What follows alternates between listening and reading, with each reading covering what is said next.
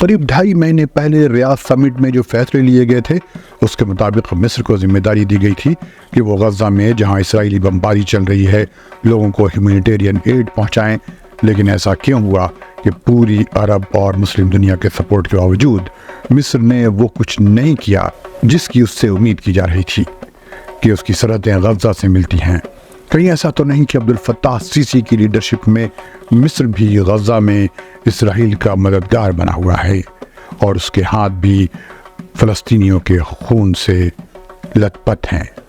اس video میں اسی صورتحال کا جائزہ لیں گے، لیکن اس سے پہلے اگر آپ نے یہ چینل سبسکرائب نہیں کیا ہے تو اسے سبسکرائب کر لیں اور بیل آئیکن کو کلک کرنا نہ بھولیں۔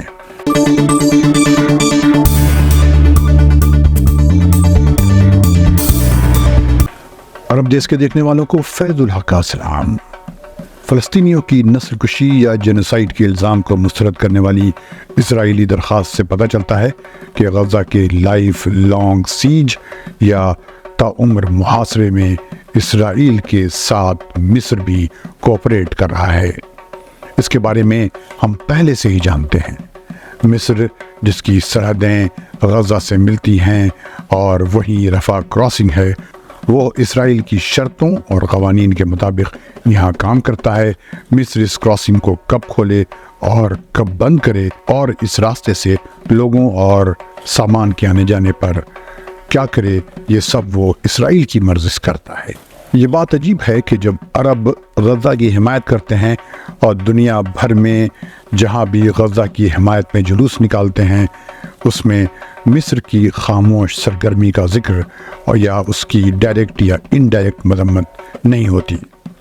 غزہ میں جو ہو رہا ہے وہ نہایت ہولناک ہے۔ اس اسرائیلی دہشت گردی اور اس کی بربریت کی مثال شاید تاریخ میں نہیں ملتی ہوگی۔ مصر کے معاملے میں خاموشی کیوں ہے اس کا انالائسس کرنے کی بہرحال ضرورت ہے۔ مصر پر خاموشی 2 طرح کی ہو سکتی ہے، ایک تو اسٹریٹجیکل یا حکمت عملی کے تحت، اور دوسری خاموشی وہ ہے جو ہم ہمیشہ سے دیکھتے آئے ہیں، یعنی 7 اکتوبر سے پہلے سے۔ عرب اور مسلم دنیا کو لازماً اس پر غور کرنا چاہیے۔ اگر مصر کو مورد الزام نہیں ٹھہرایا جاتا ہے تو اس کا مطلب یہ ہے کہ دنیا نے، خاص طور پر عرب دنیا نے، کیمپ ڈیوڈ سمجھوتے کو مان لیا ہے۔ مصر کے پریزیڈنٹ انور سادات نے 1978 اور پھر 1979 میں اسرائیل کے ساتھ پہلے امن بحال کیا تھا اور سیاسی تعلقات استوار کیے تھے۔ اس معاہدے کو مان لینا دراصل سینا یا سینائی علاقے میں مصری فوج کی دفاعی صلاحیتوں کو کمزور مان لینا ہے، اور اس کی وجہ سے اس علاقے میں مصری فوج ایک پولیس فورس یا بارڈر فورس سے زیادہ نہیں رہ گئی ہے، جبکہ غزہ کا محاصرہ زیادہ سخت رہا ہے۔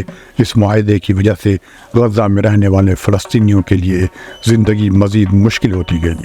وہ غزہ میں رہیں یا مصر کے راستے کسی دوسرے ملک کا سفر کریں، کیمپ ڈیوڈ بعد کے ایگریمنٹس کا ماڈل بنا۔ اس کی بنیاد پر اوسلو ایگریمنٹ ہوا اور اوسلو اتھارٹی بنی جس نے مصر کی فوج کو پولیس فورس بنا کر چھوڑ دیا۔ ہمیں اسرائیل کو سیکیورٹی دینے میں مصر کے رول کو محض نااہلی قرار نہیں دینا چاہیے۔ انور سادات نے غزہ پٹی کی ذمہ داری لینے کے بجائے انہوں نے جو بھی معاہدہ اسرائیل کے ساتھ کیا اس میں غزہ کو شامل نہیں کیا۔ اس طرح غزہ اسرائیل کے رحم و کرم پر چھوڑ دیا گیا۔ بعد میں اسرائیل نے سینائی مصر کو واپس کر دیا، اور جہاں تک غزہ کا تعلق ہے جو 1967 تک براہ راست مصر کے ایڈمنسٹریشن کے تحت تھا، مصر نے اسے جان بوجھ کر اپنی فہرست سے مٹا دیا۔ یہ ایک بڑی تاریخی حقیقت ہے۔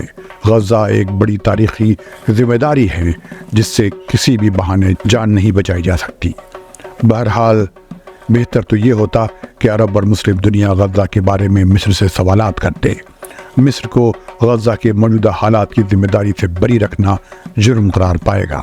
سوال یہ بھی کیا جانا چاہیے کہ جمال عبد الناصر کی ریاست میں غزہ پٹی اور اس کے عوام دونوں کی قانونی حیثیت اور عام طور پر فلسطینی کاز کے لیے کیا کیا۔ انٹرنیشنل کورٹ آف جسٹس کے سامنے اسرائیلی ٹیم کی طرف سے پیش کردہ قانونی دلیل مکمل طور پر درست اور ناقابل تردید ہے۔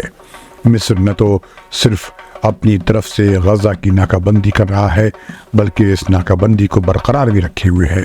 مصر غزہ کی جنگ کا دوہرا مجرم ہے۔ اس نے غزہ کو جنگ میں ڈال دیا اور اب جو کچھ ہو رہا ہے اسرائیل کو اس کی ذمہ داری سے بچنے کا جواب بھی مصر ہی فراہم کر رہا ہے۔ غزہ پر اسرائیل کے حملے کے بعد ریاض میں جو سمٹ ہوئی تھی وہاں صرف ایک ہی ایکشن پلان بنا تھا۔ اس پر ہم نے ایک ویڈیو بھی بنایا تھا کہ اس پلان کے تحت مصر کو ذمہ داری دی گئی تھی کہ وہ غزہ کو ہیومینیٹیرین ایڈ پہنچائے اور اس کے قافلے لے کر غزہ میں داخل ہو جائے اور تمام راستے کھول دیے، اور جنگ کے حالات میں اس کے جو بھی کانسیکوینسز ہوں گے اس کا مقابلہ تمام عرب ملک مل کر کریں گے۔ لیکن کچھ نہیں ہوا۔ پوری دنیا نے غزہ پر اسرائیلی بربریت میں مصر کے رول کو دیکھا، لیکن عرب اور مسلم ملک بھی مصر کے بارے میں خاموش ہیں۔ یہ خاموشی کیسی ہے؟ خدا جانے۔